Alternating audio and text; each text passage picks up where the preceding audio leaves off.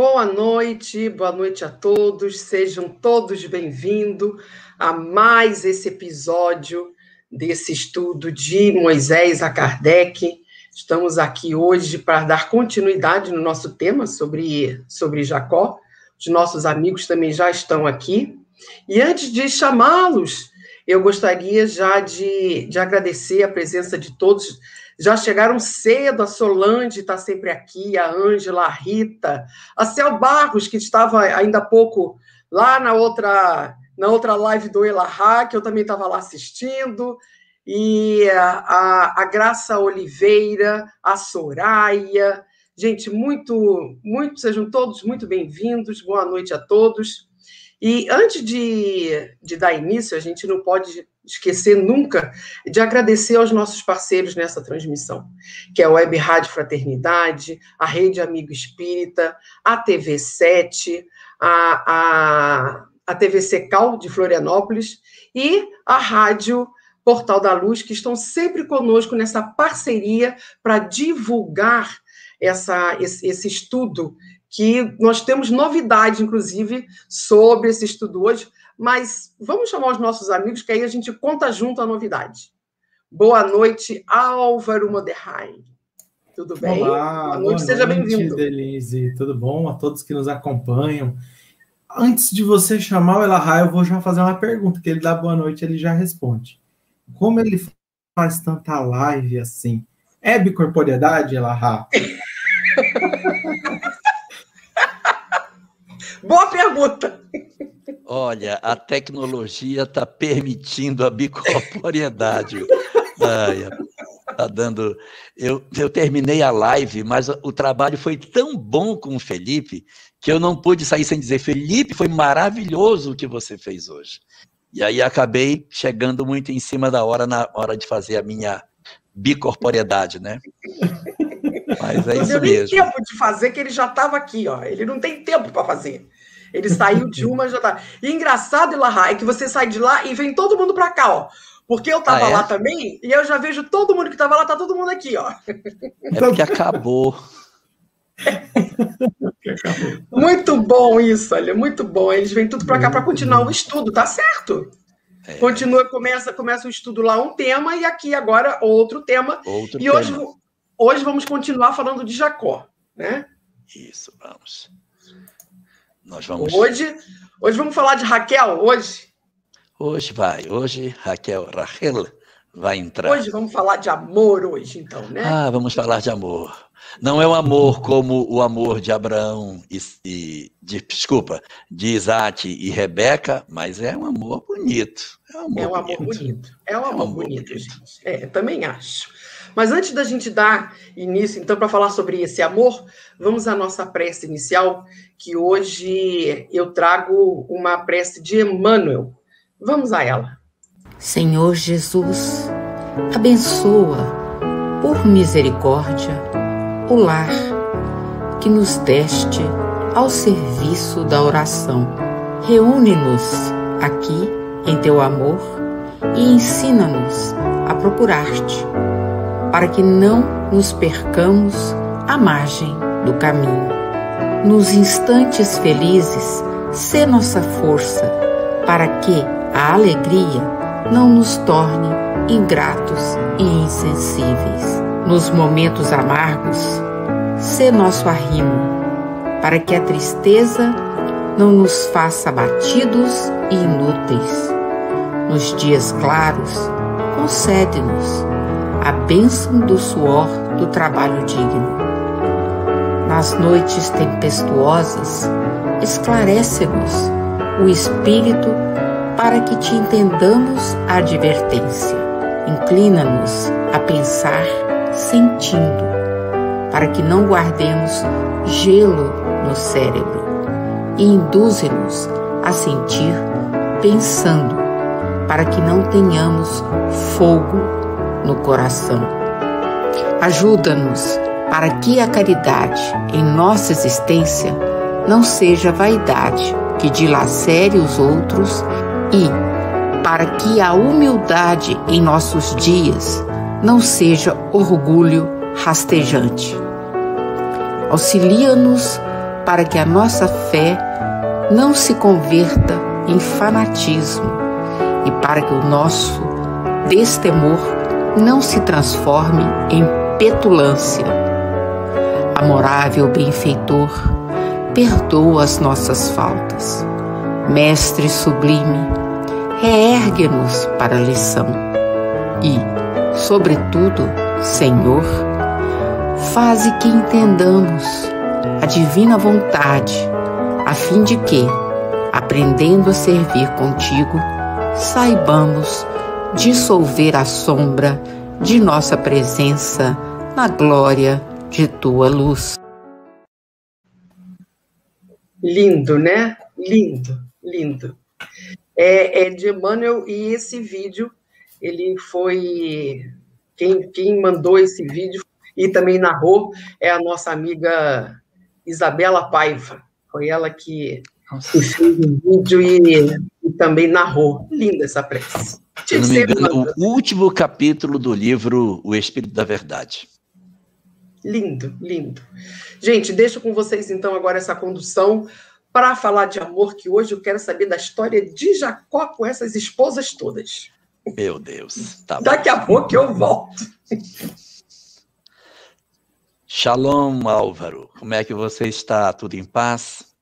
Tudo bem, tudo ótimo. Que bom estar aqui de novo com todos vocês. Que bom. Isso é muito bom. Álvaro, a gente na semana passada estava comentando sobre a saída de Jacó da casa dos pais, após aquela questão da primogenitude. E aí ele vai até o alto daquele monte, onde ele dorme, tem todas aquelas visões extraordinárias, o monte onde ele ali já disse que aquele lugar era a casa do Senhor e que um templo em homenagem a ele deveria ser erigido naquele lugar, já marcando desde sua época a ideia da implantação de um templo naquela cidade que ainda iria ser Jerusalém. E aí, então, a partir desse momento, ele começa a sua saga na direção da casa do seu tio. Você quer comentar alguma coisa dessa nossa história que a gente já falou semana passada? Ficou faltando alguma coisa que a gente precise tocar ou a gente pode avançar? O que é que você tem de informação sobre isso? Sabe, Elahá, eu recebi algumas mensagens falando sobre essa questão do recebimento da bênção por parte de Jacó. E existe uma leitura teológica, salvo engano, só para ter uma referência, a teologia... eu não vou lembrar, tem uma linha da teologia que ela defende que Jacó enganou seu pai. Então eu sempre gosto de enfatizar que ele havia comprado esse direito do seu irmão, que o vendeu de livre e espontânea vontade. Então ali não existe uma enganação por parte de Jacó. Mas ali é um simbolismo de uma herança espiritual que deveria ser entregue para um espírito que estivesse na condição missionária de, vamos assim dizer, levar essa bandeira da primeira revelação, seguir abrindo esses caminhos espirituais pela face da terra. Então eu sempre gosto, quando a gente está falando de Jacó, de citar isso, porque muitas vezes acaba sendo uma dúvida. E até uma das pessoas me falou assim, olha, eu culpei Jacó a vida toda e agora eu estou entendendo diferente. Mas você sabe o que acontece, Álvaro? Isso é até para a gente quebrar aquele paradigma de que o primeiro é o que tem que ter essa legitimidade, quando, na verdade, é aquele que tem melhores condições espirituais. Isso acontece até em empresas familiares, que você tem o filho mais velho, o filho mais velho é que vai ser o administrador da empresa. O segundo, não. Mas, às vezes, quem tem o tino para os negócios não é o filho mais velho. É o segundo, é o terceiro, é o quarto, sei lá. É ele que leva o jeito para tocar a empresa. E aí o mais velho acaba tendo um peso sobre os seus ombros que ele não gostaria de ter. Como acontece nas monarquias, né? Dom João VI, o nosso príncipe regente, ele era o segundo, ele não era o primeiro. Então ele estava muito tranquilo, porque ele tinha um irmão mais velho que ia herdar. Aí o irmão mais velho dele desencarnou. E aí Ele teve que assumir, mas ele não gostava da tarefa de ter que ser príncipe regente. Ele era muito incomodado com isso. Mas era até uma espécie de uma situação que se repetia na casa dos Bourbons. Sempre o primeiro filho que ia herdar falecia, o segundo era que assumia.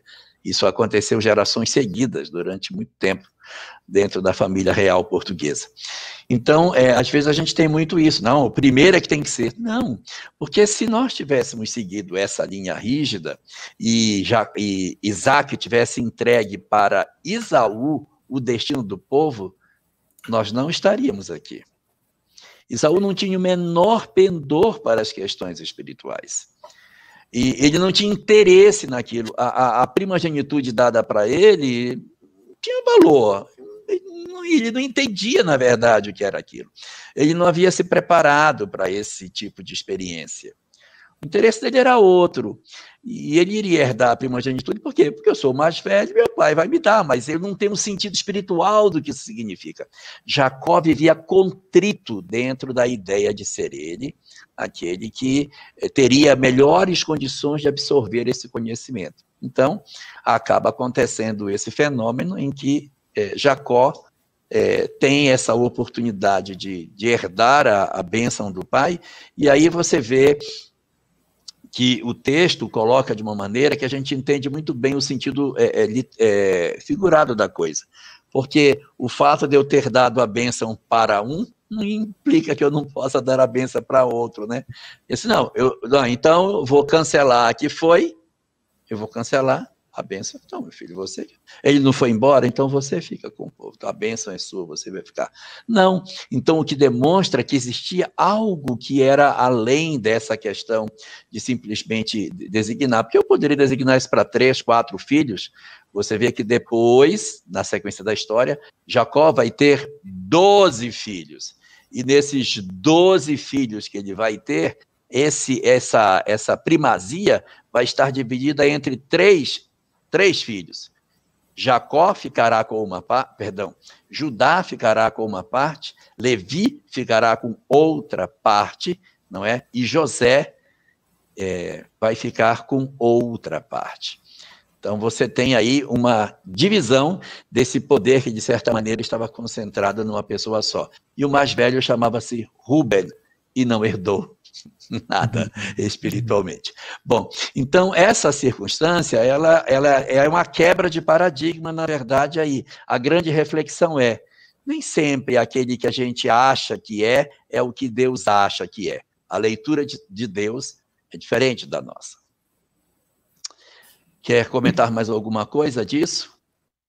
Não, acho que relembrar que a gente falamos praticamente 1 hora sobre a escada de Jacó, e é fantástico do ponto de vista mediúnico, como você costuma dizer, né? Esses perfumes que a gente consegue extrair dessas histórias do Antigo Testamento são maravilhosas. Só para quem não se recorda, Jacó estava saindo, e Jacó estava saindo lá de Beersheba, sul de Israel, e ele estava subindo em direção ao norte, em direção ali o Iraque, a Síria, aonde ficava Haram. Hoje, atualmente, Iraque, Síria, aquela região. Então, era uma caminhada longa, uma viagem árdua, o clima não é... Longa, né? O clima não é como o nosso clima aqui no Brasil, essa fartura, essa riqueza de água, de vegetação. Então, é um caminho longo, que diz o Midrash, a tradição oral do povo judeu, que ele ia parar nesse meio do caminho e ele ia passar alguns anos estudando as leis divinas. E é interessante que depois dessa passagem que a gente já comentou, dessas passagens que já comentamos, ele sobe em direção a Haram. Quando ele quer falar uma coisa antes? Quero. Observe que ele sai da casa do pai, passa aquela noite no alto do monte, vem a escada de Jacó e tal, e aí ele segue para o destino. No texto bíblico, não existe essa parada que o Midrash fala. Segundo aquilo que está na Torá, ele sai e vai para a casa do tio, Labán, que era o irmão da mãe dela, Rebeca. Só que no Midrash há esse ponto, e o que é mais importante, Ele parou para estudar, aí eu pergunto, estudar o quê, se não tinha nada escrito? Porque só iria ser escrito muito tempo depois, quando Moisés fosse escrever os livros. Então, o que ele lia? O que é que ele estudava? Qual era o conhecimento que estava sendo dado a ele para que ele se apropriasse?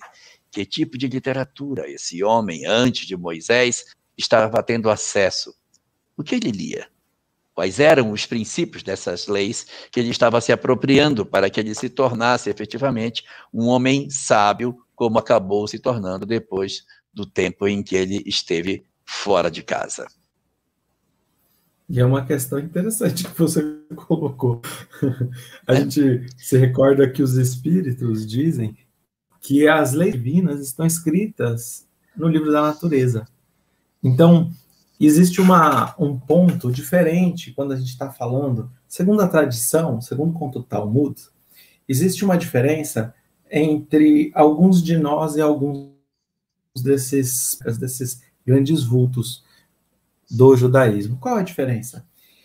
Disse, ao contrário, não é indo contra a lei do progresso, mas que muitos desses espíritos, por serem missionários, que vieram carregados de conhecimento já de outros orbes, quando eles encarnavam, eles transmitiam uma grande quantidade de conhecimento oral, e isso era transmitido verbalmente de pai para filho, de mestre para discípulo, no núcleo familiar, e isso vai sendo transmitido. Mas à medida que muitos desses espíritos que fazem parte das raças adâmicas, que foram exilados de Capela, vão retornando com um grande conhecimento, inclusive uma grande bagagem, para os seus, como Emmanuel disse, para os seus lares penates, para o seu lar espiritual, esse conhecimento vai tendo necessidade de ser registrado pelos antigos. Então, de acordo com o que é discutido no Talmud, é exaltado, assim, de alguma forma, uma inteligência superior, assim, um pouco mais evoluída do que a nossa, com alguns desses missionários. À luz da doutrina espírita, sim, ficou claramente entendido. Eram espíritos, sim, que vieram de Capela e de outros orbes, mas sem a luz da doutrina espírita, parece que isso vai um pouco contra a lei do progresso, né? Parece. Mas o que acontece, Álvaro? Você tem revelações muito antigas, por exemplo, o Bhagavad Gita, que tem 5.200 anos, que tem conceitos muito nítidos sobre reencarnação, lei de causa e efeito, imortalidade da alma, coisas que parece que foram escritos agora e não há 5.000 anos atrás. E como é que é isso? É porque são doutrinas herdadas. Essas doutrinas, elas não são construídas na Terra. Elas já chegam prontas. Elas já chegam aqui construídas da maneira como elas são. O revelador chega aqui e diz, gente, a conversa é a seguinte, e joga a revelação para todo mundo, entendeu?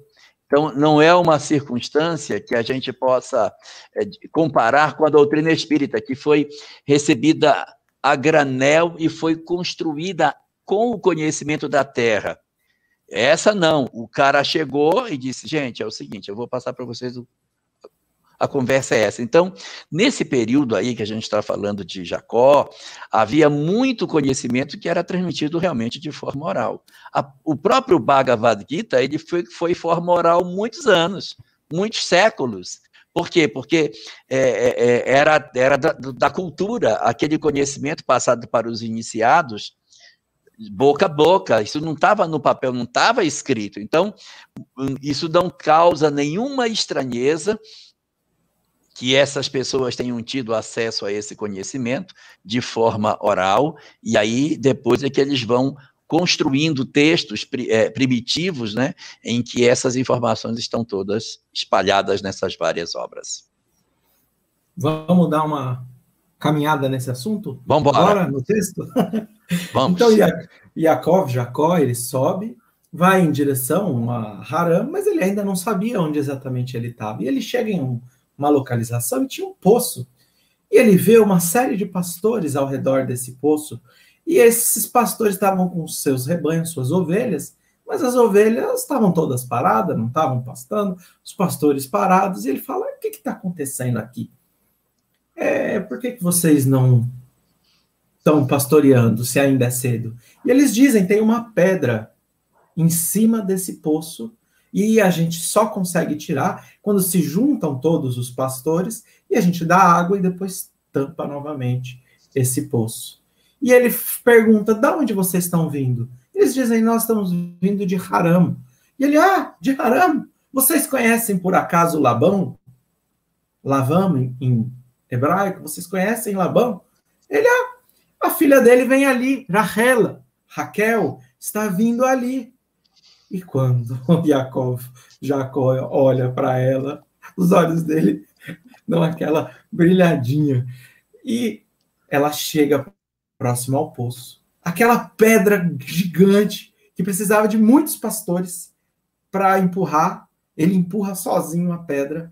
Ele pega a água, dá água a todas essas ovelhas, e o texto diz, a todas as ovelhas de Rachel, e o texto diz que ele dá um beijo nela, e ele chora desesperadamente. Então, tem alguns pontos aqui que são bem interessantes. Primeiro ponto, nós já sabemos que Isaac, pai de Jacó, se casou, conheceu sua esposa ao lado de um poço. Moshe Rabbeinu, Moisés, lá na frente, vai também conhecer a sua esposa, Tzipora, à beira de um poço. E agora é a vez de Jacó. O interessante é que, dentro desse simbolismo, precisavam se unir muitos em fraternidade, em cooperação, em conjunto, para tirar um peso que cobria um poço. Grande. Jacó, nessa passagem, quando ele empurra sozinho, obviamente a gente não está atrás da letra, mas a gente está atrás do espírito da letra. Aqui ele está demonstrando, nessa condição onde todos precisavam se unir, ele fala, olha, esse amor, essa união, essa fraternidade, essa condição espiritual já mais elevada, eu já tenho. Empurrou sozinho. Eu resumo em mim. Resumo em mim, isso. Ele tinha e ele consegue empurrar. E é muito interessante a gente falar em ele dar água sozinho para tantas ovelhas.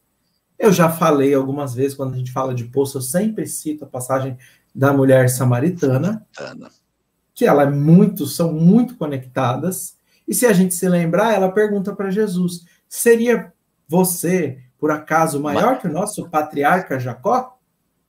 Porque quando os profetas se aproximam, a água sobe sozinha, ela não precisa de cântaro. E Jacó, não apenas a água saiu sozinha, ela subiu, mas ele retirou aquela pedra. E a resposta de Jesus, se fosse para colocar na nossa linguagem dos nossos dias, ele fala, não, eu não sou maior que ele, eu sou a água do poço. Seria como se Jesus respondesse assim. Ele falava, olha, eu não sou apenas profeta, mas eu também sou Messias. Eu também sou Messias.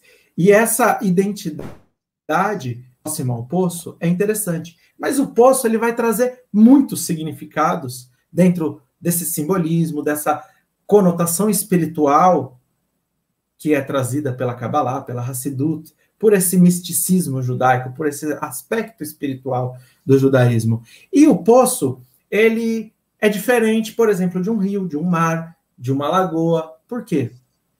Porque a chuva, todos possuem água. Mas quando chove, todos são abençoados imediatamente. Não exige trabalho. Um rio que passa por determinado local, ele está levando as suas bênçãos a todos os animais, a todos aqueles que queiram, um peixe, água, o que quer que seja. Não precisa de trabalho, a água já está na superfície, o mar também. Mas o poço, ele sempre esteve ali. Mas se você quiser tirar a água dali, você precisa de cavar. Cavar fundo. Esforço. Esse é o sentido do nosso espírito. Nós temos uma série de potencialidades quando, assim, na nossa centelha divina, ou no nosso espírito, que foi criado imagem e semelhança de Deus, possuímos todas as potencialidades para que nós possamos desenvolver isso em direção a Deus. Inteligência, misericórdia, justiça, amor, potencialidades que estão. Agora, se você quiser encontrar elas, exige esforço, exige que você venha retirar essas camadas de terra, essas camadas de materialidade, essas camadas que aqui são representadas pelo aspecto material, para você encontrar algo que sempre esteve ali. No nosso caso, em estado de germen. Mas o interessante é que nos casamentos, especificamente, quando são utilizados aqui, a referência dos casamentos estarem realizadas lá, o Zohar, o livro da Kabbalah, vai dizer o seguinte, que existe, e a gente vai estudar isso aqui, à luz da doutrina espírita, com mais profundidade, com mais luz ainda, existe um propósito espiritual no casamento que geralmente ele vem de um planejamento reencarnatório. A gente vai ver que, à luz da doutrina espírita, pode acontecer um casamento acidental. Mas o melhor dos caminhos que nós poderíamos percorrer na nossa vida, é cumprir o planejamento reencarnatório. E dentro desse planejamento reencarnatório, se você já escolheu a pessoa com a qual você vai se casar, não é que não existirá dificuldade. Não é, quem é casado sabe. O casamento não é um mar de rosas, mas você vai ter que sempre cavar em direção a si e em direção ao outro, para achar as melhores e as maiores potencialidades para que esse casamento frutifique espiritualmente e venha alcançar os objetivos espirituais. Esse é o propósito de um casamento aqui ao redor de um poço, de conhecer a sua esposa ao redor de um poço. Então, eu vou citar e eu vou pedir para o Elahá explicar um pouquinho para a gente. Nós temos, à luz da doutrina espírita, os casamentos acidentais, os casamentos provacionais, os casamentos sacrificiais.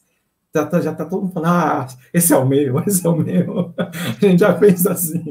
Casamentos afins e casamentos transcendentes. Elahá, você quer falar um pouquinho, comentar isso e comentar esses casamentos para nós? Uhum. Esse conteúdo está na obra Estudando a Mediunidade, de Martins Peralva, que é um livro que estuda o livro Nos Domínios da Mediunidade. E no capítulo 33, ele faz essa classificação didática de casamentos. Casamentos acidentais são os que acontecem sem nenhum ascendente espiritual. As pessoas se encontram e, por interesses puramente materiais, sem nenhuma ligação relacionado com a questão espiritual do ontem, se encontram na balada, se gostam e se juntam. E vivem uma relação sem que exista nenhuma programação espiritual antes. Esse é o primeiro tipo. O segundo, casamento provacional. Espíritos que se encontram, mas são conhecidos do ontem. Mas entre eles existe mágoa. Eu não disse ódio, eu disse mágoa. Porque é muito difícil você casar com quem você tem ódio, né? Você casa com quem você tem mágoa. Então, você tem mágoa, você tem coisas mal resolvidas, um abandonou o outro, traiu, machucou, não foi uma relação feliz, mas existe uma atração muito forte entre eles.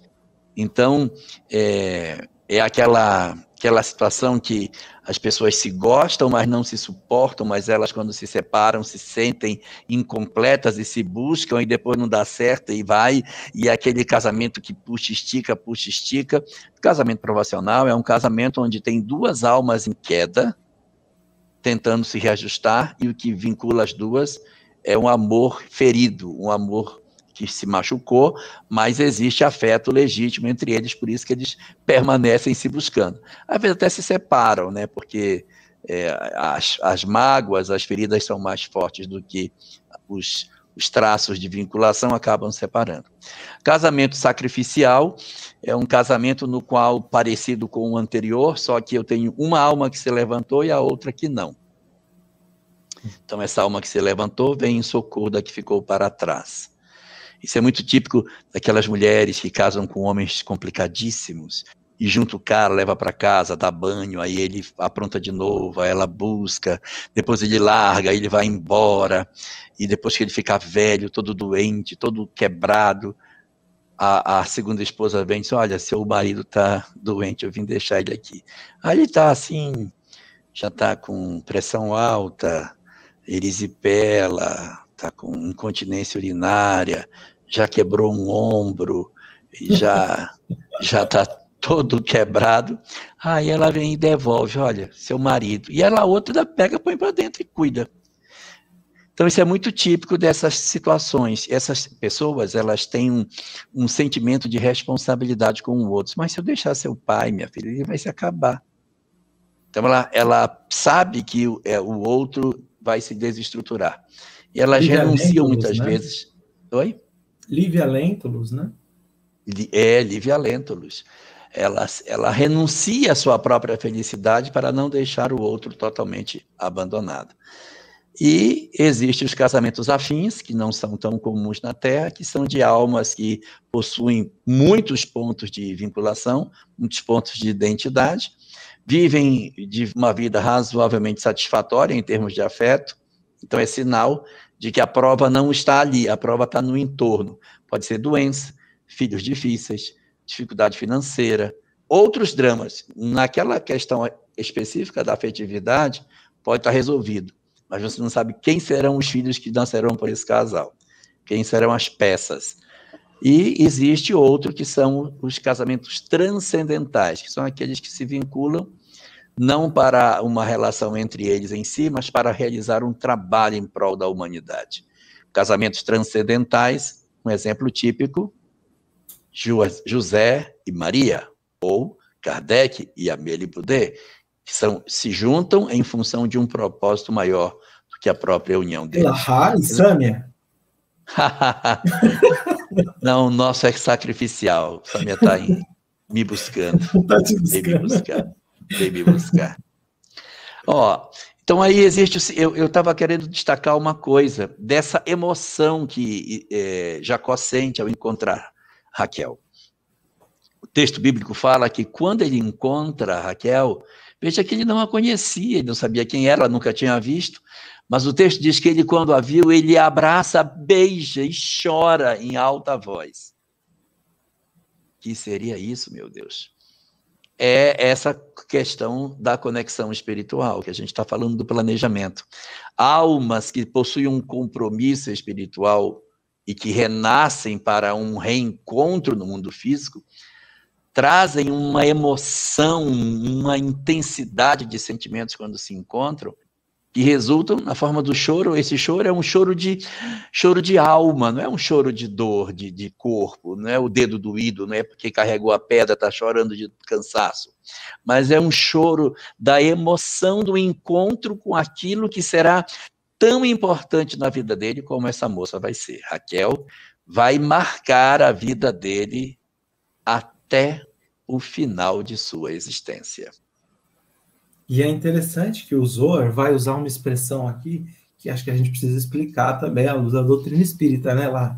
Ele vai chamar, vai falar, olha, eram almas gêmeas. E essa alma gêmea já deu o que falar, né? Porque a gente sabe que Emmanuel usa essa expressão no livro Há 2000 anos, com Lívia Lentulus, senador Publius Lentulus, com Lívia Lentulus, e ele escreve um poema, Alma Gêmea da Minha Alma, Flor de Luz da Minha Vida, Sublime Estrela Caída. É lindo, né, esse poema. E Chico foi questionado pela FEB, porque a gente encontra a questão 298, 299, ali explicando que não existe almas criadas metades. Então, termina? Você quer falar? Pode falar. Quero comentar. Pode comentar. Porque existem dois conceitos dentro do Espiritismo que, às vezes, as pessoas acabam juntando como se fosse um só. Um conceito chama-se metades eternas e o outro conceito chama-se almas gêmeas. O que são metades eternas? Metades eternas são metades eternas. Metades da laranja. Deus pegou como se tivesse feito uma alma só e cortou no meio e disse: você vai ser aqui fulaninho A e você vai ser fulaninho B. E vocês são a metade de uma mesma coisa. Então, vou soltar vocês no mundão que vocês vão se juntar, porque a sua metade existe. Então, a metade da laranja, a alma gêmea. Então, metades eternas é uma ideia de que Deus teria criado as almas consagradas umas às outras. O que diz o Espiritismo? Questão 298, 299, 300. Não tem. As almas são absolutamente estranhas entre si na origem. Mas existe um outro conceito, que é um conceito doutrinário e correto, chamado alma gêmea, que é o quê? Almas que se elegem para serem parceiros. Então, elas são estranhas entre si. Num dado momento, elas começam a criar um processo de simpatia. Essa simpatia avança na direção do amor, e nesse processo de amor, elas criam uma identidade entre as duas em que elas se consagram. Mas sou eu que decidi me consagrar a outra pessoa. Alma gêmea não significa dizer que são dois espíritos evoluídos, não.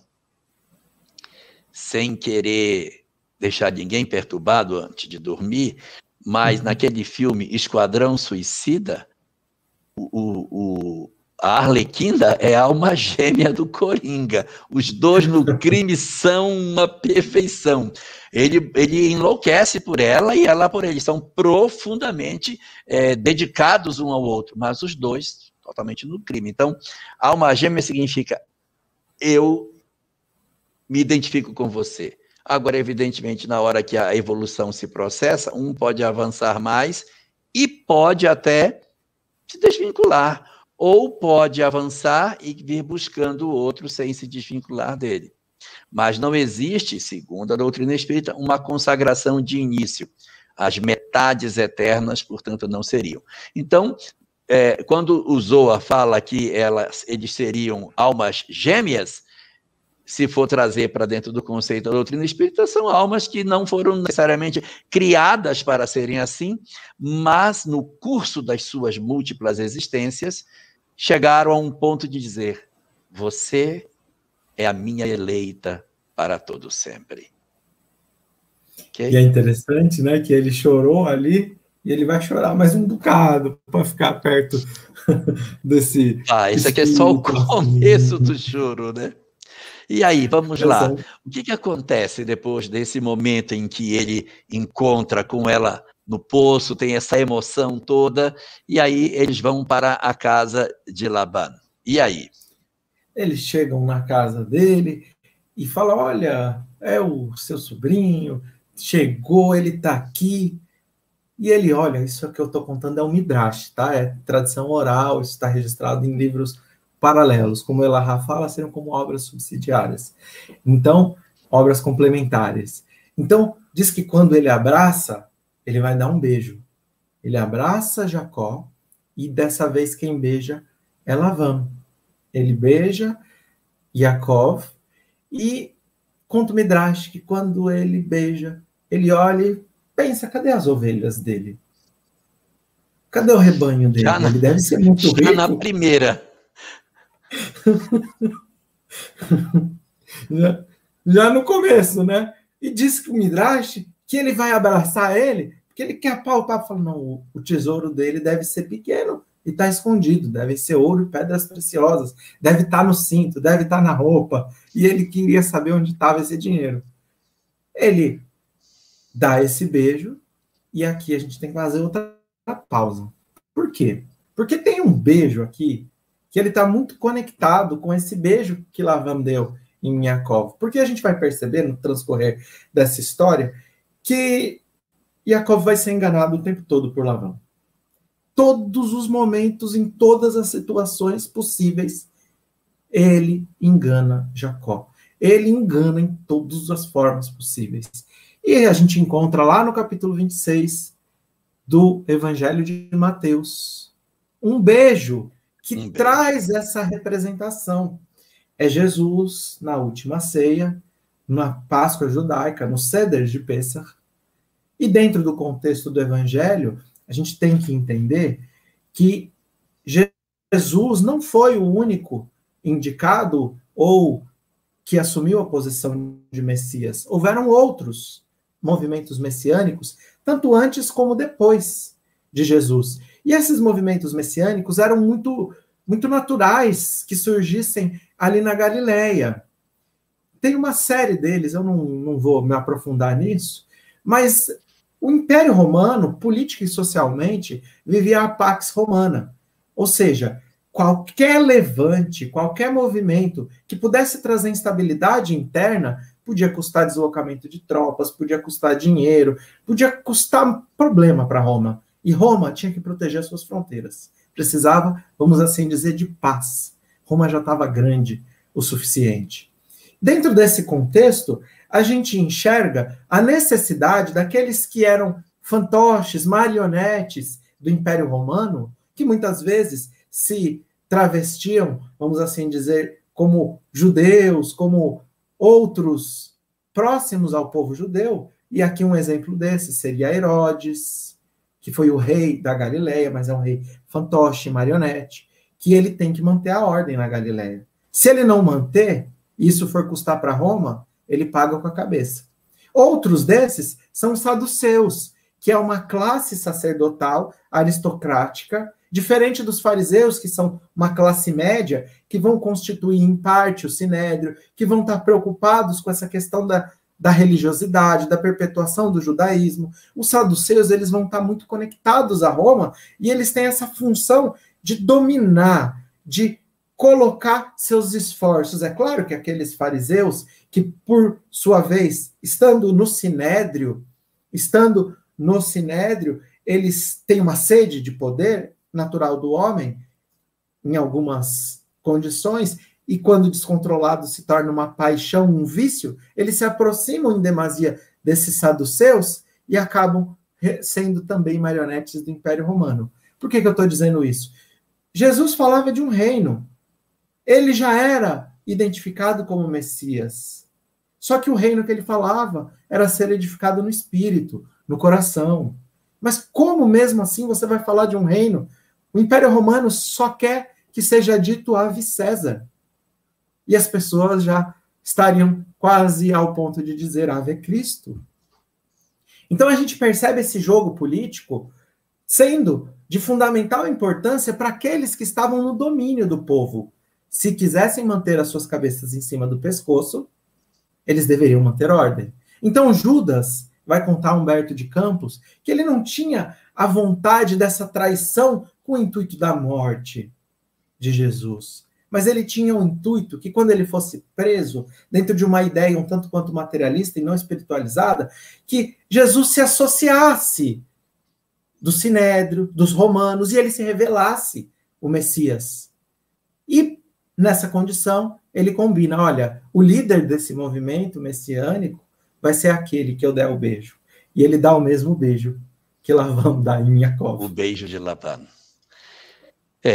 Na verdade, desde a chegada de Jacó nas terras de Labão, já começa a acontecer algumas coisas bastante estranhas. Porque logo que ele chega e ele conhece Raquel, ele vai ter a oportunidade de conhecer não somente ela, mas ele vai conhecer uma outra pessoa além dela assim que ele chega. Ele chega, encontra Raquel, aquela pela qual ele se apaixona e que é considerada como sua alma gêmea. Ela leva Jacó para a casa do pai, ele é bem recebido por Labão, que o beija, e depois ele vai conhecer uma outra pessoa. Quem que ele iria conhecer? Ele vai conhecer Léa. E ele passa um mês trabalhando para Labão, sem ganhar nada. Sim, mas quem é Léa? Irmã de Raquel, é verdade. Labão tinha 2 filhas. Uma filha mais jovem, que era Rachel, ou Raquel. Essa menina é um encanto. E uma outra irmã, que eu não posso dizer que ela era má, não aparece nela, ela tinha, assim, algumas dificuldades que até são inerentes do próprio espírito humano. Mas ela não tinha, digamos assim, a espiritualidade que Raquel possuía. Mas ela não era uma pessoa que dissesse, olha, ela é má, ela é horrível. Não. Ela era uma irmã mais velha e ela tinha um problema na vista. Ela era vesga. Então, quando Jacó chegou, ele foi apresentado para as primas, mas ele já ficou de olho na prima mais jovem, na Raquel, que era a mais bonitinha. A mais velha, ele olhou e disse, não, tudo bem, mas gostei foi dessa aqui. Então, na mesa, ele já começa a enxergar Raquel, interessado nela, e ver também a irmã mais velha, a prima mais velha. E é interessante que ele vai trabalhar para o tio dele, para Lavan, ele trabalha 1 mês de graça. Depois de 1 mês, o tio dele, com aquela, vamos colocar aqui, com aquela cara de pau, chega para ele, mas você não vai trabalhar de graça para mim. Você precisa de ganhar alguma coisa. E ele fala, então tá bom, eu vou trabalhar para você, para que eu possa me casar com o Rachel. Ele fala, tá bom, você vai trabalhar 7 anos. 7 anos para se casar. 7 anos para casar com Raquel. E o texto diz, 7 anos se passaram como alguns dias, porque Jacó amava Rachel. Não é, diga se não é lindo isso. 7 anos se passaram como se fosse alguns dias, porque Jacó amava Raquel. É muito bonito isso. Emmanuel diz, né, que o temas de eternas claridades. Aqui a gente percebe, né, como é bonito. E ele trabalha, chega no dia do casamento, para que as pessoas saibam como é um casamento judaico. A noiva vem com um véu encobrindo o rosto, ela é levada pelo pai. Existe também um contrato de casamento, que se chama Ketubá, onde é um contrato de casamento, e só para a gente ter uma ideia, isso é tão antigo dentro do judaísmo, e isso vai influenciar a humanidade como um todo, que um dos primeiros códigos civis do mundo, Código Civil Britânico, ele foi inspirado dentro da discussão do Talmud sobre o casamento, sobre como deve ser esse contrato, sobre as obrigações do noivo, sobre as obrigações da noiva, do esposo, e isso vai inspirar o Ocidente, e há uns 15 anos atrás, mais ou menos, um desses primeiros livros impressos no mundo, eles foram leiloados pela família real britânica e alcançou milhões e milhões de dólares pela importância que teve aqueles livros, o Talmud, para se constituir o Código Civil. Então, se faz um contrato, existe dentro desse contrato como se fosse uma compra, o que chama de dote, que é dado para o pai, por isso ele trabalhou, e então ele leva a noiva e entrega ao noivo no casamento judaico, embaixo de uma rupá, de uma tendazinha, que é feita, a noiva dá 7 voltas ao redor do noivo, e ali acontece o casamento. A questão interessante é que no dia seguinte, Jacó vai tirar satisfação com Lavan. Porque a mulher que foi entregue a ele, a mulher que ele casou, não foi Rachel. Ele casou com a irmã mais velha. Vocês entenderam o que aconteceu? Ele pediu a irmã mais jovem, o tio disse, vou dar a mais jovem para você. O casamento aconteceu, ela vai com o véu, eles passam a noite juntos na tenda, e de manhã, quando o dia amanhece, que Jacó olha, meu Deus, não foi isso que eu combinei casar com uma, e ele se enganou, e acabou me dando a mais velha, e está errado. E aí ele, baseado no Código de Defesa do Consumidor, ele vai com o tio para conversar. E aí? Quando ele chega lá, ele reclama, ele fala, olha, mas aqui na nossa terra, a gente não pode casar mais nova sem casar mais velha antes. E ele fala, então, tá bom, eu vou trabalhar mais 7 anos para casar com Rachel. Mas aqui, no texto, está escrito o seguinte, e a festa continuou por 7 dias. Lá nas bodas de Caná, a gente enxerga a passagem do Evangelho, e lá existe o casamento por 7 dias. O casamento judaico tem 7 dias? Tem 7 dias. Até hoje chama-se Sheva Brachot. Existe a festa, vamos colocar hoje a festa, é um estilo mais romano, né? Uma festa mais grandiosa, mas depois, ainda durante mais 6 dias após essa festa, são feitas reuniões onde algumas dessas pessoas, os mais próximos, vão, e existem mais 6 dias de refeição, de festa, onde Sheva significa 7, Brachot significa bênçãos.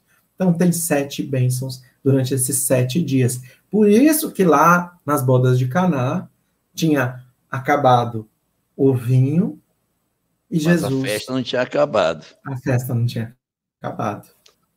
Então, por isso 7 dias. Isso é uma tradição judaica, até os dias de hoje. E ele vai trabalhar mais 7 anos para se casar com Rachel.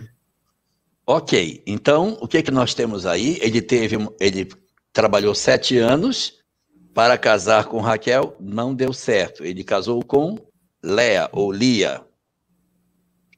Aí ele trabalha mais 7, vai somando aí, já tem 14 anos. Trabalha mais 7 para poder ter direito de casar com a irmã mais jovem, Raquel. Então ele ficou com 2 esposas. As 2 primas, ele casou com ela. Nós temos na história Abraão, que casou com Sara, e depois que Sara não concebia, ele teve também como sua concubina Agar, teve 2. Isaac, uma só, Rivca, Rebeca. E agora nós temos Jacó repetindo a história do avô, casando com 2 mulheres ao mesmo tempo. Só que agora ele tem 2 esposas. Abraão pelo tinha só uma esposa e uma concubina. Agora ele está com 2 esposas. E aí? E ele queria gerar descendentes. Mas Raquel, ela era estéril, ela não dava filhos. Pausa. Sara não gerava filhos. Rebeca não gerava filhos. Raquel não gerava filhos. Estão percebendo uma conexão aí dessa relação de gerar uma descendência, de você ter que aguardar com ansiedade o nascimento de um filho, fruto desse sentimento positivo? Então, eles casam, mas eles não têm filho. Então, Abraão não tem filhos com Sara. Isaac não tem filho de começo com Rebeca. Jacó também não tem filhos com Raquel, que era a esposa que ele queria. E com Lia, com Léa, o que aconteceu na relação dele com a outra irmã mais velha? Ela vai engravidar e o primeiro filho vai se chamar Rubens. Que vem da palavra roé, lirot, reu, viu. Então, Deus tem visto a minha aflição. Que aflição é essa? Porque Léa não era amada como Rachel. Olha o que aconteceu. Vai haver um desequilíbrio na relação. Jacó, vamos assim olhar de maneira bem prática, ele não queria Léa. Léa veio sem ele querer. A relação dele de amor era com Raquel. Então, imagina como esta mulher se sentia dentro dessa relação, que ela olhava para a irmã, que era fruto de todas as atenções e afetos de Jacó, e ela não recebia os afetos que ela gostaria. Então, os rabinos dizem que exatamente pelo fato de haver o desequilíbrio dessa afetividade, é que Deus abençoou Léa com filhos. Então, Jacó queria que Raquel desse filhos, mas quem dava filhos a ele era Léa. E aí ela vai dar Ruben, Simeão, Levi, Judá. Vamos lá? O que significam os nomes? Shimon, o Simeão, ele vem de chamar, lishmoa, ouviu. Deus ouviu que ela era desprezada. Depois, Levi, agora meu marido está ligado a mim, lavá, em hebraico. E Eudá vem de Lehodot, ou rodo, que significa, desta vez eu louvarei a Deus. Esses são os 4 filhos que nascem de Leia. Agora, o interessante é que Rachel estava doida por um filhinho. Ela estava doida por um filhinho. E no dia do casamento dela e da irmã dela, cada uma delas recebeu uma, ali é colocada a palavra, não é escravo, mas é um serviçal, alguém que servia a elas. E o nome da serviçal, vamos assim colocar, usando o termo da Torá, que ajudava Rachel, Bilá. E ela, então, Rachel, entrega para Yaakov, Bilá, e nasce Dan, que significa Deus. Então, deixa eu ver se eu entendi. Ele casou com Lia, de Lia ele casou com Raquel, segunda, e agora ele está com a serva de Raquel, que se chama Bilha, em português é Bilha. Então, já está com 3 esposas. Ele ficou com a irmã mais velha, ficou com a irmã mais nova e agora está com a serva da irmã mais nova, porque a irmã mais nova não dá filhos. Então, aqui ele teve Rubem, Simeão, Levi, Judá, e agora ele vai ter filhos com Bilha também. Então, Deus vem da palavra Dim, Beit Dim, é uma casa de justiça, um tribunal. Então, Deus julgou e ouviu a minha prece e me deu um filho. Ele se chama Dam. E ela vai ter outro filho. Naftali, que vem da palavra Naftulei, que eu tenho estado enroscada com minha irmã por todas as partes, o meu caminho tem sido tortuoso, mas agora eu venci. Ela tinha 2 crianças para amar como seus filhos. Mas Leia ainda vai dar mais 2 filhos para ela. Como? Através da sua serviçal também. Zilpa. Como chama em português? Você lembra? Zilpa. Zilpa. É Zilpa mesmo. Zilpa. Uhum. Como se chamam esses filhos? Gad e Aser. Fortuna, que vem da palavra bem-aventurado, em hebraico, Asher. Bem-aventuradas, bem-aventuranças, são essa mesma palavra, Asher.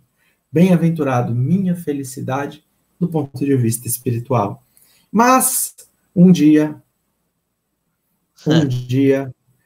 Reuven, ele passava com mandrágoras. É isso, Elahá? Mandrágoras. Sim. Ruben e Álvaro. Nós vamos ter que ser bastante concisos, porque nós estamos com 58 minutos, a gente vai ter que fechar a história das 4 irmãs, das 4 esposas, porque tem muita pergunta hoje para responder. Vamos. E depois, então, adiantando, Leia ainda vai dar mais Issachar, Isvolum, que significa Deus me recompensou, e Zeved, um presente maravilhoso, e vai ter ainda Diná, que vem, o nome dela é lindo, que vem da palavra Adim, delicada espiritualmente. Mas vai nascer de Rachel, a partir dessas mandrágoras, que teriam na época a condição, vamos assim dizer, de ser um tratamento para a estádio, nasceria então Yosef, José, que vem da palavra Asaf. A minha humilhação se juntou a Deus, então nasce o filho tão amado, que vai ter uma conexão muito forte com Yaakov. E é interessante para a gente finalizar, se você quiser comentar, Elahá, eu vou colocar até o finalzinho da história bem rapidamente, e aí você comenta para nós. E é interessante que depois que nasce José, Yaakov quer ir embora. Ele pede para ir embora. E Lavan vai falar, mas você trabalhou tanto tempo, né, pelas minhas filhas, agora trabalhou, não ganhou nada, você precisa de sair daqui de ganhando alguma coisa. Ele fala, tá bom, então todas as ovelhas que nascerem malhadas vão ser minhas. Lavan tira todas as ovelhas malhadas, deixa só as branquinhas. Só nascia malhada. 2 ovelhas brancas, dá um filhote malhado. Lavan chega para ele e fala, nada disso. As suas ovelhas vão ser as brancas. E ele tira, então, as brancas, deixa só as malhadas, e o que vai acontecer? vai nascer ovelha malhada. E assim está escrito que ele mudou dezenas, centenas de vezes a forma de recompensar Jacó. Até um dia que, mesmo ele estando enganando Jacó, as ovelhas nasciam sempre de acordo com o que Jacó combinava. Ele já tinha uma grande fortuna, um grande rebanho, que era o sinônimo dessa fortuna, e ele decide ir embora. E ele acorda de manhã e foge. Eles vão embora com os filhos, com as ovelhas, com as filhas, e lá vai ao encontro deles.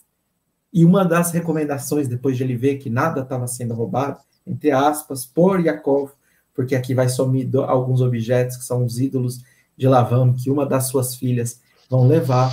Depois que acontece toda essa história, ele fala, olha, eu quero te pedir uma coisa, Jacó. Labão diz, não maltrate as minhas filhas. Não maltrate as minhas filhas.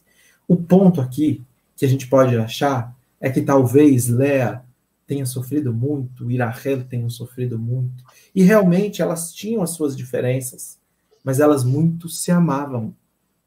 Diz que Rachel sabia que sua irmã estava sendo levada para casar, e ela preferiu, para não humilhar a irmã, o silêncio. A outra sabia que Rachel era muito mais amada, mas ela preferiu também manter-se em silêncio para não levar um escândalo para a comunidade.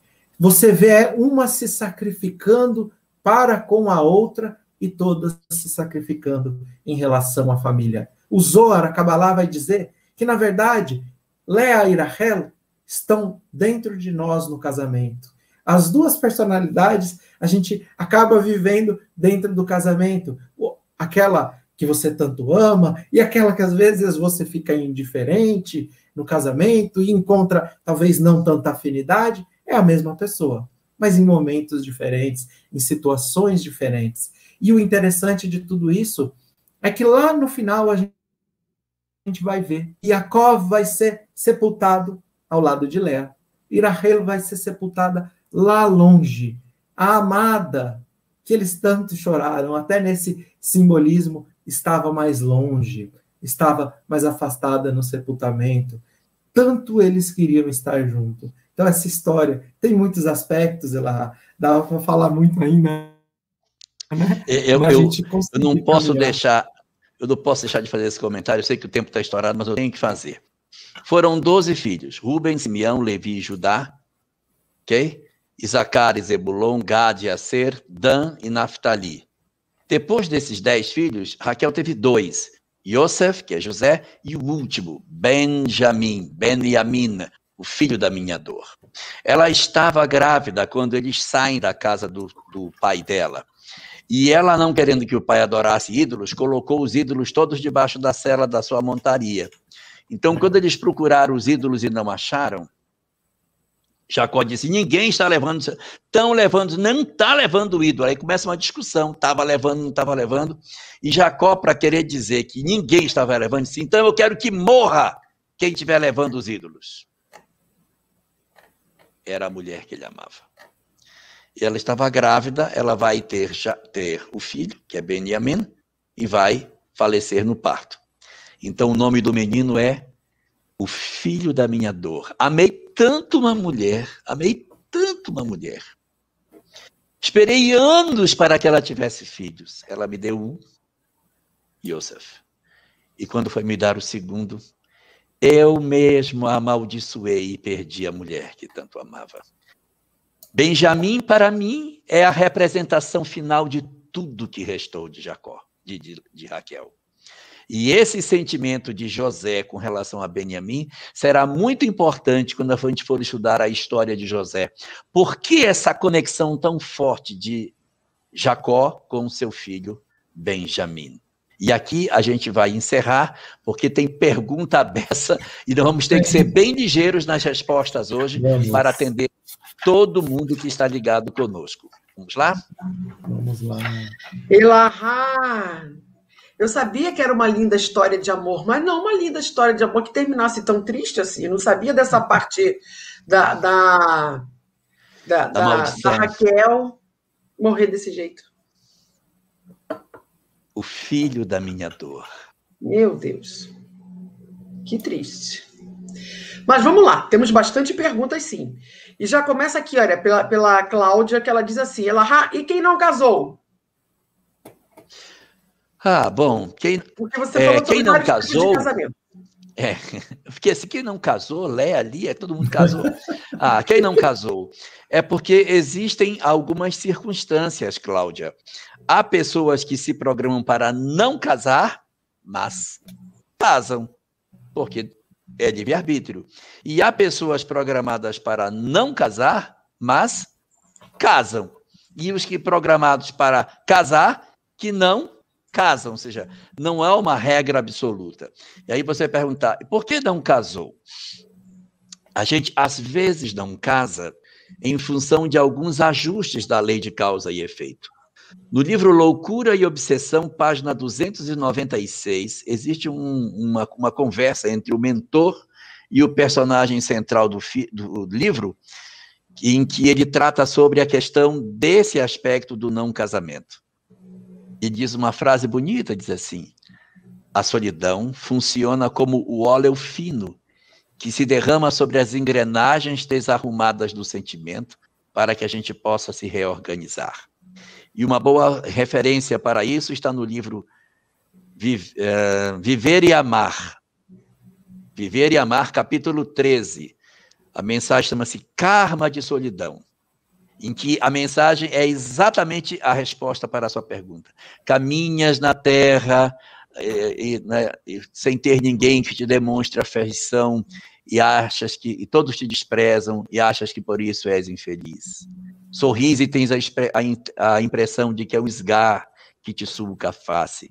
Anelas por amor, anseias por recebê-lo e tal. Então ele vai fazer toda uma fundamentação do porquê e depois ele vai justificando a razão pela qual a gente experimenta o karma da solidão. Então, quem não casou, pode ser que estava programado desde o princípio, e tem 3 situações. Não casa por missão, Chico Xavier, não casa por prova, uma experiência, fazer uma vida solteira, uma experiência para mim, ou por expiação. Tem a questão do karma de solidão, que justifica o renascimento nessas condições, ok? Vamos?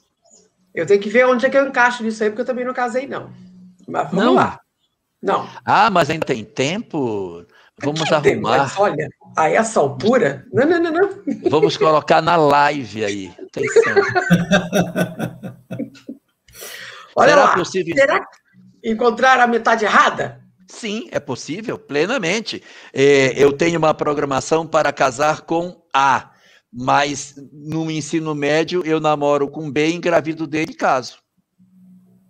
Aí você diz, mas e aí, como é que é? Sim, mas isso é a função do livre-arbítrio. Há um magnetismo que vai fazer com que a gente se encontre, mas às vezes a gente se afoba. Existe um livro chamado Depois da Vida, é uma obra de 30 capítulos. Os 30 primeiros capítulos são espíritos em condições de sofrimento, os 10 seguintes são espíritos em condições medianas, os 10 últimos, espíritos em condições felizes. Nos 10 primeiros, que são espíritos em condição de sofrimento, há um caso lá, se eu não me engano, o nome do capítulo é Triângulo Amoroso, em que ele fala exatamente o fato de que ele tinha uma programação com o fulaninho A, mas encontrou o fulaninho B antes de fulaninho A. Aí se comprometeu, casou com o fulaninho B. Quando já estava casado, fulaninho A apareceu. Aí já aparece a circunstância em que eu estou com a pessoa que não seria e o prometido aparece. E aí? Aí ele diz, quando o amor nos chega comprometido, é sinal de provas para os 3, não justificando a nenhuma das partes, romper uma relação que já exista, na expectativa de fazer uma outra, que nós não sabemos se vai ser realmente mais feliz. Então, eu sei que é muito amargo você estar com alguém e descobrir o grande amor, a Raquel da sua vida, depois que você está casado e não tem a chance de casar com as duas. Não tem mais essa boca, né? Então, é por isso que a gente tem que ter muito cuidado com essas coisas, né? Para a gente não se machucar. ter certeza do que está fazendo, para a gente depois não sofrer as agruras que são naturais dessas decisões equivocadas. Agora, isso não significa dizer que o Espiritismo considera o casamento como indissolúvel, mas as justificativas para que se faça uma separação, elas têm que estar calçadas no chamado mal menor, no seguinte sentido: elas serão sempre decisões lamentáveis, sempre, porque ninguém vem programado para se separar, serão sempre lamentáveis, embora às vezes se apresentem como justas. É o que apresenta o livro Encontro Marcado, quando trabalha a questão da separação, dizendo que elas podem aparecer como justas, mas serão sempre lamentáveis. Justas quando? Quando há violência, quando há agressão, quando as pessoas estão na condição do mal maior. Mas eu nem estou apanhando, mas só o que é ofendido, só o que é agredido, só o que é esmagado em termos de personalidade é uma forma de agressão também. E aí a gente precisa pensar se isso não decorre de um processo obsessivo, se existe sentimento suficiente para que a gente trate uma relação que está doente, porque eu conheço muitos casais assim numa situação bem difícil e depois eles conseguiram se rearrumar e ficaram bem. Passou aquele período mais tormentoso, ficaram bem. Mas a decisão será sempre lamentável, mas às vezes justa.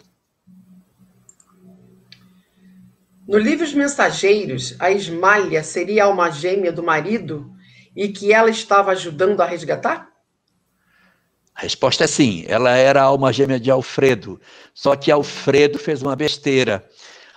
Alfredo ouviu a conversa de um cara que o cara era louco pela Ismália e ele não percebeu que o cara faz uma trama.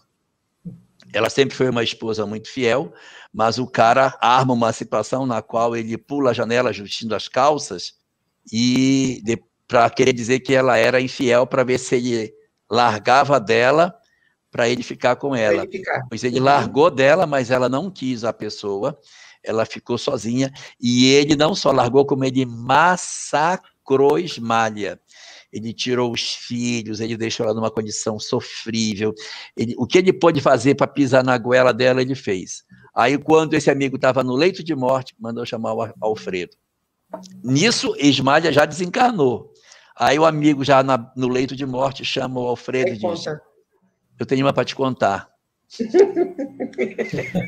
Então, ele vive um remorso em função disso. Qual é a situação? Ismália vive num plano superior, visita Alfredo com razoável frequência, ele não está mal, ele já se recuperou, mas traz muitos conflitos, e ele coordena um posto de socorro.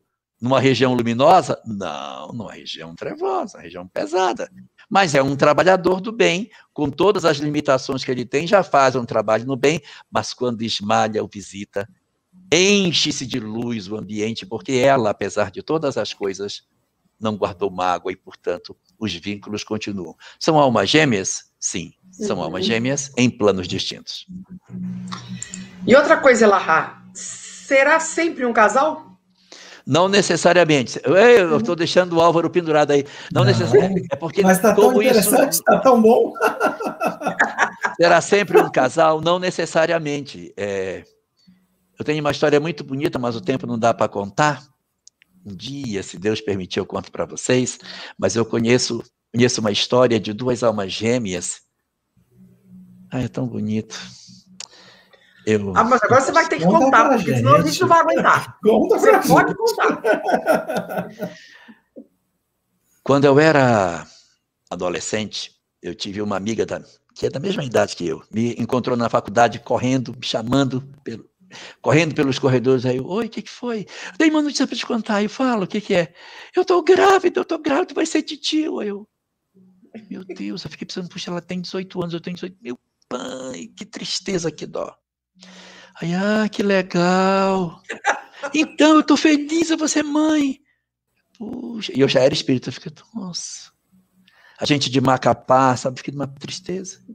E aí, a gente sentou para conversar, conversamos muito, e eu dei um livro dos Espíritos para ela. Disse, toma, lê isso aqui que vai te ajudar. E aí, passaram-se uns mais de 20 anos, eu a reencontrei numa casa espírita. Digo, meu Deus, o que você está fazendo aqui na minha... Eu disse, o que você está fazendo aqui na minha casa? Ela disse, não, você que está na minha casa. Eu sou trabalhadora dessa casa. Venha em casa conhecer meus filhos. Aí eu fui. Mas eu estava assim, incomodado de perguntar o que tinha acontecido, se tinha nascido, se não tinha nascido, o que deu, né? Aí chegamos na casa dela, o filho mais velho. Eles se chamam de meu amor. Ele a chama de meu amor, ela chama ele de meu amor. E ele faz o papel paternal dos irmãos mais jovens. Na época ele estava com 22 anos. Então, aí ele, amor, você chegou? Cheguei, meu amor. Olha, já pegou as crianças da escola? Não, peguei, estão todos aqui e tal. Então, ele tem essa relação muito intensa, assim. E aí ela disse, lembra dele? Eu disse, não lembro. Lembra sim. Aí eu, não sei quem é. Estava na minha barriga naquela época. Ah, que legal. Mas o final da história é o melhor. Nós comemos uma pizza, e aí, depois da pizza, a gente sentou na varanda, e ficamos sentados na varanda, a cadeira para frente, assim. Ela olhando para frente, e eu sentado do lado dela, olhando para frente. Aí ela disse, eu nunca te agradeci uma coisa. Aí eu disse, o que foi? O livro que você me deu. Aí, você não sabe como foi importante para mim. Aí eu disse, por quê? Porque alguns meses depois que você me deu o livro, que eu já tinha devorado o livro, eu me desesperei e eu quis abortar meu filho. E foi o livro que você me deu que fez com que eu não abortasse. Eu não sei se eu teria sobrevivido sem o meu anjo. Então, eu tenho uma dívida eterna com você, porque você me deu a oportunidade de ficar com o meu anjo até hoje. Ele é o amor da minha vida. Ele é tudo para mim. E eu devo isso pelo fato... E assim, a gente conversando, sem olhar um olho no outro, só olhando para frente.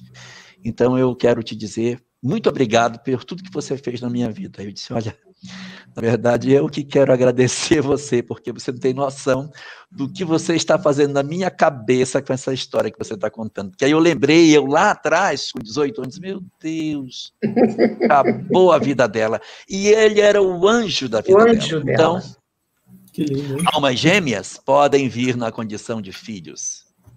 Isso não tem nada a ver com questão sexual, tá? Isso aí tem a ver com questão de amor. De amor. Que transcende essa questão, Que coisa linda. E as almas algemadas existem? E na mesma... Casamentos provacionais. E aqui? Não será algemas? As duas perguntaram a mesma coisa. A de são almas algemas. Almas algemas. São as almas algemas. E aqui, Elahá, essas ditas almas gêmeas, almas eleitas, também podem se unir através de outros laços de afeto, que não só casal cônjuge pode ser também? Exatamente aquilo que você pode. Já havia perguntado, né? Temos mais uma, da Nair. Podemos dizer, de forma muito rasa, que Jacó, por enganar seu irmão, sentiu as consequências do seu ato, sendo enganado pelo seu tio Labão? É uma interpretação. Posso responder, Elahá? Pode. Essa é sua. É interessante. É interessante que como ele encara as vicissitudes da sua vida, dá uma impressão de um espírito muito mais em uma condição missionária, porque você não sente rebeldia por parte dele, você não sente aquele desafio, assim, ficou com mágoa de Labão. Não, ele não ficou. Você me enganou, tá bom, vou trabalhar mais 7. Trabalha mais 7, não tem problema, não ganhei nada. Você quer me enganar, quer trocar ele? Tudo bem. Tudo para ele estava bom e tudo ali era uma condição onde temos a impressão que ele tirava assim meio que de letra aquilo. O que foi que ele pediu? O que ele pediu a Deus no topo do monte? Eu quero só 2 coisas: pão para comer, roupa para vestir. Roupa para vestir. Acabou. Só. Você vê que é um espírito, né? Muito, muito evoluído, né? A posse do necessário. A Ana pergunta o seguinte: depois do casamento com Léa, é que veio a mãe dele. É a mãe dele? Ela sabe a resposta, é que ela percebeu que eu esqueci de comentar. Que realmente, hoje em dia, no casamento, que eu contei o casamento judaico, uma parte pelo menos, quando a noiva chega, hoje em dia levanta-se o véu e o noivo dá a ver, não, é ela mesmo, posso casar. É para conferir. Elahá. Salutem Alvitiui. Saudações para todos vocês. Salutam Alviankal. Mas deixa eu ver se tem mais alguma pergunta. Acho que foram essas. Agora, eu tenho uma para fazer. Jacó teve somente filhos homens? Não teve uma mulher no meio? Diná. Diná. É filha de Lé. É filha de Lé. Diná. E eu não sei se vocês já assistiram um seriado, são só 2 capítulos, chamado Tenda Vermelha. Não. Nesse seriado, 2 capítulos, eles tratam das mulheres de Jacó, junto com Diná. Elas se reúnem dentro dessa tenda vermelha, justamente naquele sentido que o Álvaro falou, da união e da força da mulher naquela tribo de Jacó. E aí depois também narra o casamento de Diná, que também foi uma coisa bem sofrida. Foi traumático. Foi traumático. Foi, e é bem horrível. interessante esse seriado. São 2 capítulos só, chamado Tenda Vermelha. Gente, é um seriado maravilhoso que mostra justamente a força da mulher. É isso que me chamou bem a atenção, porque naquela época a mulher também não era tão valorizada assim, né, Elahá? Sim, não era. Não, no judaísmo não tem esse valor todo.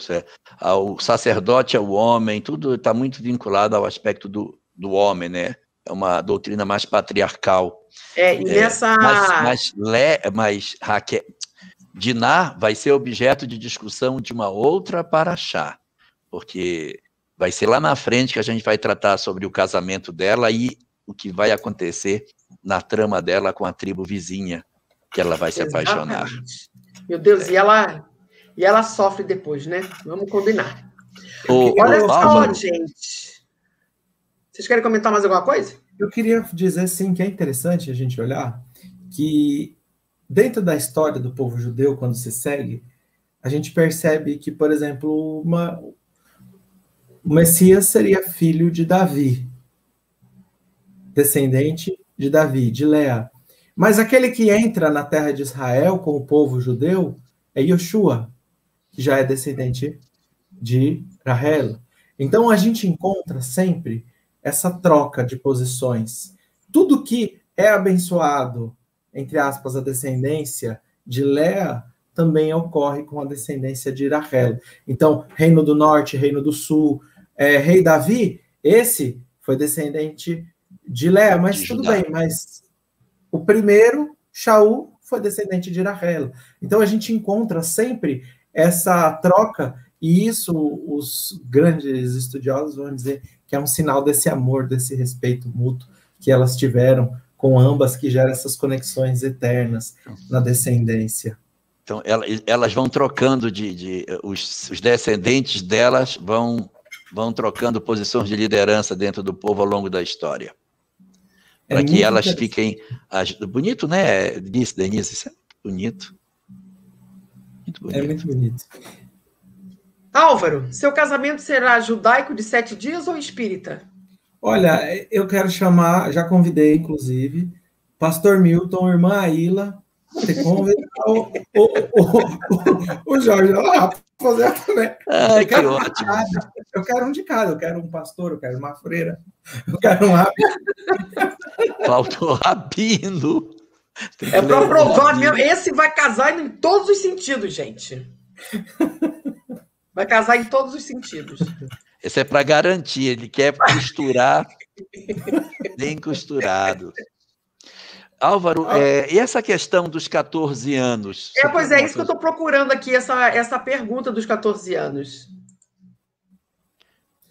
Então, é interessante, porque eu acho que ela colocou aqui 14 anos do cativeiro, 14 anos, somando os 2 casamentos, em uma analogia com o versículo número 1, 2 e 3 do Evangelho de Mateus, onde está escrito: livro da genealogia de Jesus Cristo, filho de Davi, filho de Abraão. Abraão gerou Isaac, Isaac gerou Jacó, Jacó gerou Judá, seus irmãos, E aí depois, lá na frente, no versículo 17, vai dizer, dessa forma, no total, 14 gerações de Abraão até Davi, 14 gerações até o exílio da Babilônia, 14 gerações até o Cristo. Eu não vou explicar de uma maneira muito profunda hoje, porque está falando 1h30, só para a gente entender esses 3 números aqui, mas só para a gente entender, o Elahá sempre comenta, a gente sempre comenta, que as palavras em hebraico, a gente não tem esses algarismos indo-arábicos que a gente usa hoje. Então, essa palavra 14 em hebraico pode ser escrito Dai.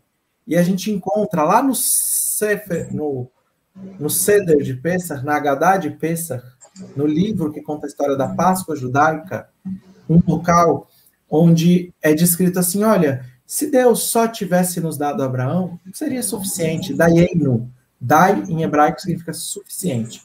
Então, Daieinu seria suficiente. Se Deus só nos tivesse dado os patriarcas, Daieinu. Se Deus nos tivesse colocado no Egito como escravos, Daieinu. Se Deus nos tivesse tirado, Daieinu, seria suficiente para nós.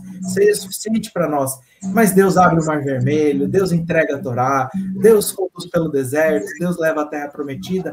Mas se em qualquer desses momentos as bênçãos de Deus tivessem cessado, seria suficiente para nós. Então aqui a gente encontra no profeta Malaquias um versículo onde a gente encontra esses números 14, 14 e 46, que vão se juntando esses números e viram 46, onde vai estar escrito: e quando os meus filhos seguirem os meus mandamentos, seguirem as minhas orientações, abrirei as portas do céu e darei tanta bênção a vocês que vocês dirão ad blidai, que aí forma 14, 14, 46, que é isso. Que vocês dirão, é mais do que suficiente. Pelo amor de Deus, Deus, para de me mandar tanta bênção, que é demais para mim. Chega de bênçãos. Então, aqui, quando a gente lê isso, a gente lê assim: se Deus só nos tivesse dado Abraão, seria suficiente para nós. Mas Deus, ainda assim, com a lei de causa e efeito, pelos nossos equívocos, nos conduziu ao cativeiro da Babilônia. Então, mesmo assim, seria suficiente pela justiça divina. Mas mais do que isso, são 14 gerações até o Cristo. Então, até o Cristo, eu vou dizer, ad blidai, por favor, Deus, para de me mandar bênçãos. Então, 14, 14, 14 e 46. É lindíssimo isso, quando a gente mostra assim mais claramente como que isso vai se montando no texto. É muito lindo. Muito bom. A situação de Jacó fez com o irmão e o pai, Labão, também tirou vantagem em cima de Jacó. Não seria causa e efeito? Gente, eu costumo dizer que eu não vejo assim. Pode ser, mas eu não vejo pela condição do espírito. E ali o que ele faz com o irmão dele foi orientado pela mãe, que era uma profetisa, uma médium. Isso depois ele recebe o apoio do pai. Erushá, em hebraico, está no sentido da herança, que é aquilo que está utilizado na história do filho pródigo. Erushá é o que ele recebe. Uma herança, mas a herança tem que ser assumida. Então ele precisava de alguém, não que simplesmente desse essa herança espiritual, mas que vivesse a herança espiritual da casa de Abraão. Então tinha que ser essa palavra, Erushá, tinha que viver. E, como a gente comentou no começo, Esav não tinha condições. Ele não enganou o irmão, porque o irmão, por vontade própria, vendeu a sua primogenitura por um prato de lentilhas. Uhum. Então, isso está dentro de uma teologia que eu, particularmente, não estou a respeito os que acreditam, acho lindo, ouço, quero aprender deles também, quero ouvir o máximo que eu puder, mas eu, particularmente, dentro do meu entendimento do texto, acabo enxergando de outra forma. Mas poderia simbolizar? Pode, a gente sempre pode dizer que está demonstrando algo. Na verdade, essa é a beleza do judaísmo. A gente pode interpretar essas coisas. Existe um certo padrão de questões que a gente não pode sair. Não posso criar a ideia de vários deuses, tem que ser o Deus único. Existem princípios que são inamovíveis, mas a interpretação dos textos, ela é livre. para que a gente possa criar esse processo de construção do conhecimento pelo contraditório. São 14 gerações de Abraão até Davi. De Adão até Abraão. Aí depois 14 de Abraão até Davi. E 14 de Davi até Jesus. Até a Babilônia. Até a Babilônia, né? Isso coloca, não sou eu, tá, gente? É Mateus, coloca isso, versículo 17, capítulo 1. Dessa forma... Até uma pergunta aqui, ó. É em Zacarias? Não pela pergunta. Não, isso está em Mateus, Evangelho de Mateus. Dessa forma, há, no total, 14 gerações de Abraão até Davi, 14 gerações de Davi até o exílio da Babilônia e 14 gerações do exílio da Babilônia ao Cristo. O primeiro capítulo aqui... Não tem Adão, né? Não tem Adão. Ele coloca o primeiro capítulo quase inteiro, aliás, é o primeiro capítulo, quase inteiro, uns 6 versículos apenas não são. Ele vai dizendo todos, Abraão gerou Isaac, Isaac gerou Jacó, Jacó gerou Judá, Judá gerou seus irmãos, Judá gerou Fares, Zará, Tamar, Esrom, Aram, Aram, Amidá, ele vai colocando todos. Para que isso? Para que Mateus está fazendo isso? Para completar uma profecia. O Messias não seria descendente de Davi? Mashiach ben David? Está em Elias, no profeta Elias, que o Messias seria descendente de... E quando ele cura o cego Bartimeu, o cego diz assim, Jesus, filho de Davi, tende piedade de mim. Quem não conhece a história, passa pelo filho de Davi assim, voando.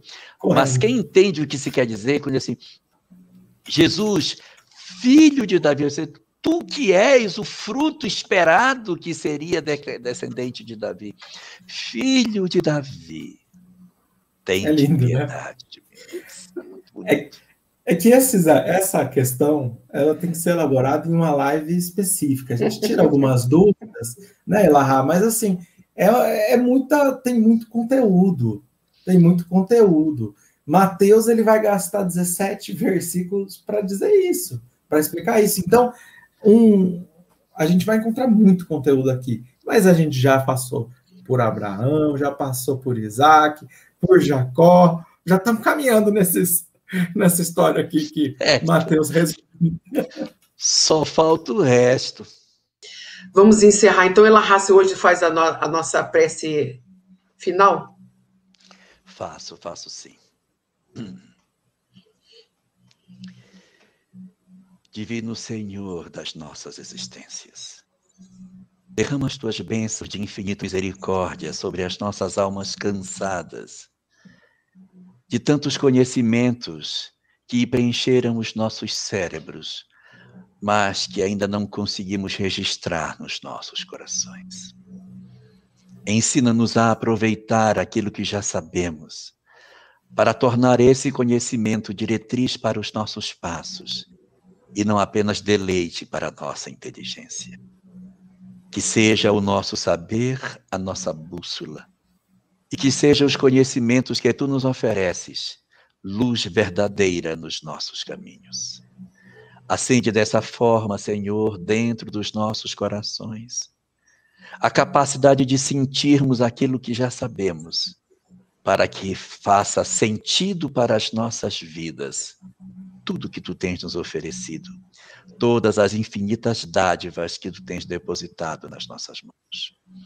Que o amor infinito que tu tens pelas tuas criaturas não cesse de se derramar sobre todos nós, teus filhos, pelo simples fato de sermos tão indiferentes às infinitas bênçãos que tu tens nos oferecido.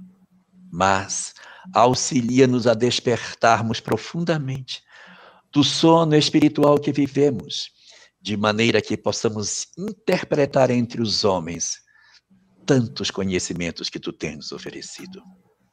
Por tudo isso, Senhor, nós apenas te rendemos graças e nos curvamos aos teus pés para te agradecer profundamente as inúmeras oportunidades de despertamento que tu tens nos oferecido.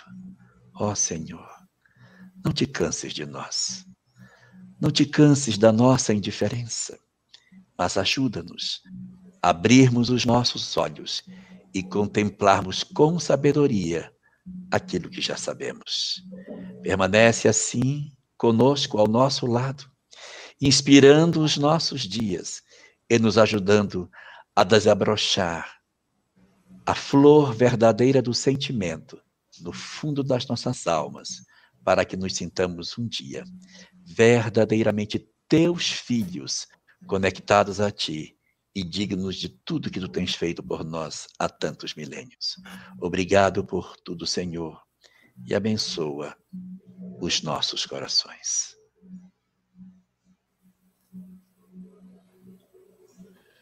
Uau, obrigado, assim boa seja. noite. Gente, boa noite, obrigada pela participação de todos. E até dia 27, se Deus assim permitir. Se Deus permitir. Uma boa noite para todos nós. Que Deus nos abençoe grandemente. Até a próxima. Assim seja. Tchau, gente.